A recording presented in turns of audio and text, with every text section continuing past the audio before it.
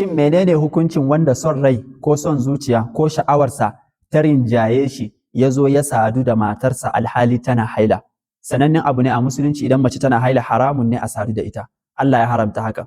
To amma mutumin da sha'awarsa ta zo ta jawo shi ya zo ya sadu da mace alhali tana haila, menene hukuncinsa kuma menene kafararsa? Hadisi ingantacce ya tabbata daga sahabin manzon Allah Abdullahi bin Abbas radiyallahu anhu, Allah kara masa yadda ya ce anin nabi sallallahu alaihi wasallam, daga annabi tsira da amincin Allah su tabbata a gare shi, fil ladhi ya'ti imra'atahu wa hiya ha'id, game da hukuncin mutumin da yake zuwa wa matarsa ya sadu da ita alhali tana haila. Qala, sai annabi yace yatasaddaqu bi dinarin aw nisfi dinar, zai yi sadaka da dinari ko kuma wato rabin dinari. Wannan shine kafararsa. Wannan kuɗi ba kaɗan ba fa idan aka juya su a Najeriya.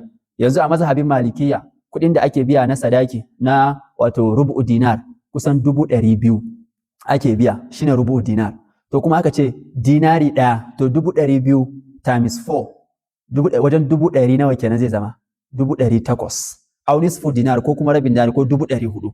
To kai yanzu talaka a ce ka sadu da mace a lokacin haila ka yi sadaka da 400,000 ko 800,000, wannan kuɗi kaɗan ne?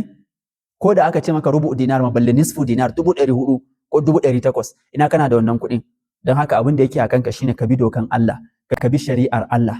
Tunda an ce idan mace tana haila haramun ne a sadu da ita, ka hakura mana. Wani irin jaraba ne da kai wanda dole sai ka sadu da mace mai haila? Ta ma za ka iya? Wannan wajen fa jini ne ke fitowa. Allah ya ce cuta ne, kazanta ne, najasa ne, amma saboda jaraba na wasu wai a hakan zai sadu da mace. To ka yi wa Allah laifi, dole sai ka yi kafara, sai ka biya 400,000 za ka yi sadaka da shi, ko 800,000 a kuɗin Najeriya.